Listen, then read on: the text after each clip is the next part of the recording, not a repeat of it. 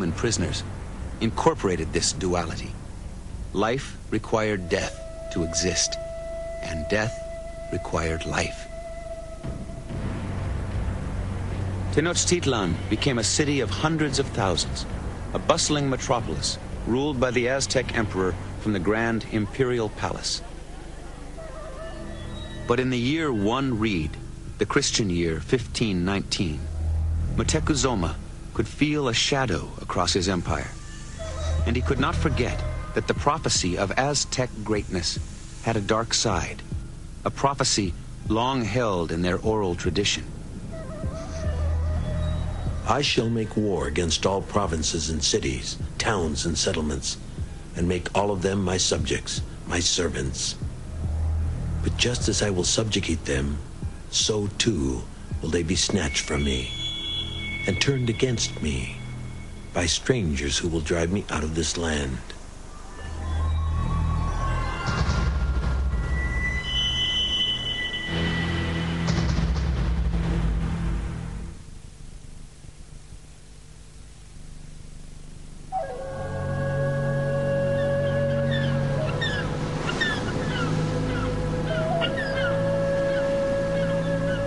Ever since their years as a wandering tribe, the Aztec believed their destiny was to rule the world.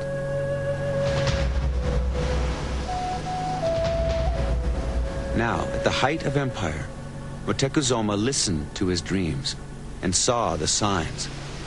They foretold disaster.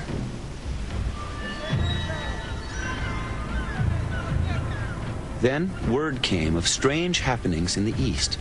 Boats and men landing on the Mexican coast. Men unlike any they had encountered before. Their bodies sheathed in metal.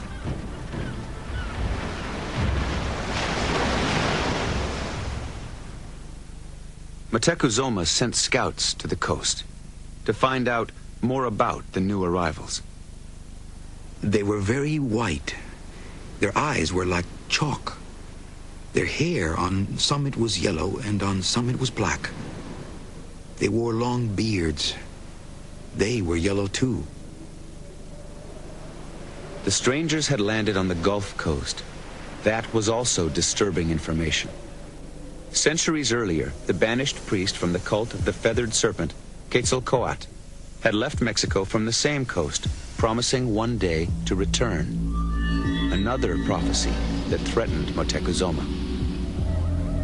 If he comes in the year 1 Reed, he strikes at kings. It was now the Aztec year 1 Reed. Whether Moctezuma believed the prophecy or not was of little importance.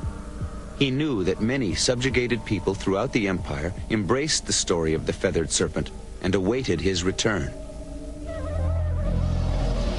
For it was in their hearts that he would come to land to reclaim his kingdom.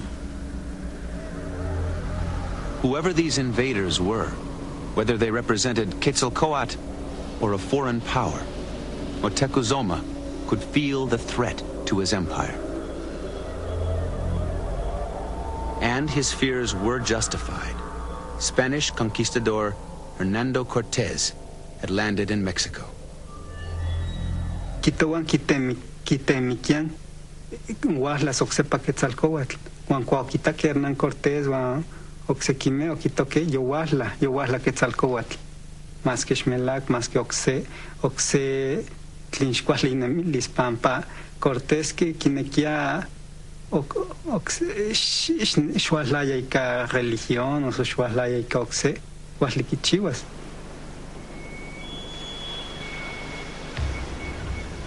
As a diplomatic gesture, Moctezuma sent emissaries carrying the costume of Quetzalcoatl, which they presented to Cortés aboard his ship.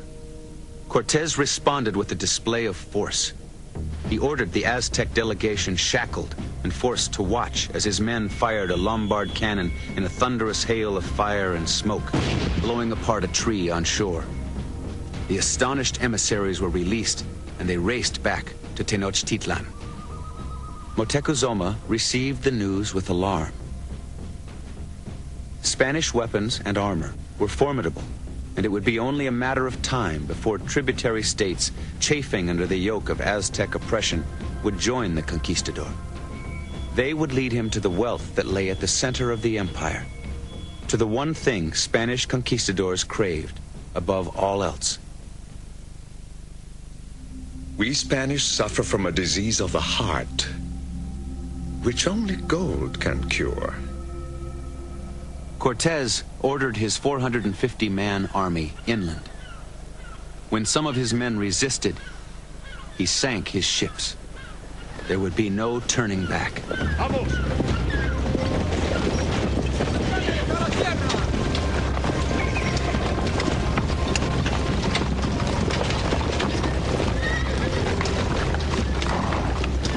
The army moved relentlessly toward the Valley of Mexico. As Moctezuma had anticipated, Cortés formed alliances along the way with rebellious city-states. One tributary leader spoke for the fears of many. Moctezuma and the Mexica have given us much pain. They have imposed a tribute upon us. They have become our rulers. If the Spaniards should abandon us in haste, if they should go, so perverse are the Mexica that they will kill us. While many nations lived in fear of the Aztec, one city-state less than 50 miles east of Tenochtitlan had never fallen to the empire. Tlaxcala. There, Cortés forged his key alliance. 6,000 Tlaxcalan troops joined the Spaniards.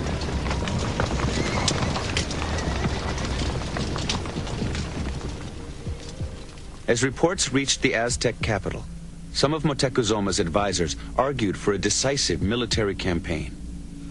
But Moctezuma held his armies in check, unwilling to leave the capital unprotected or risk setting off a general rebellion. Stalling for time, he sent emissaries to protest Cortés's advance, and even had a wall of trees planted across the road to disguise the route to Tenochtitlan.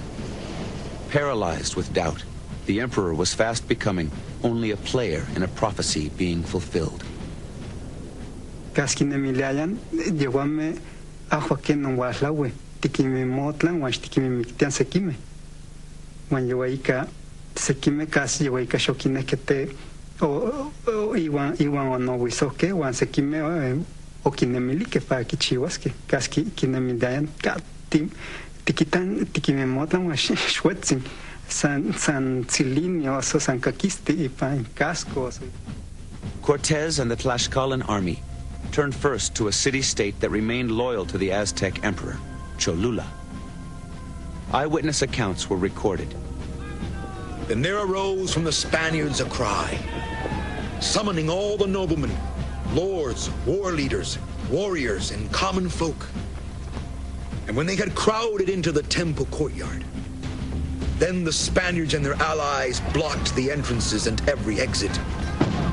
There followed a butchery of stabbing, beating, killing of the unsuspecting Cholulans, armed with no bows and arrows, protected by no shields.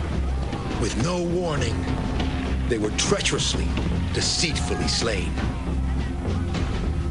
6,000 Cholulan citizens lay dead in the streets.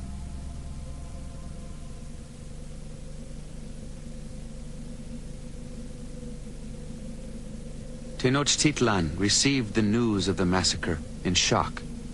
An Aztec eyewitness later recalled.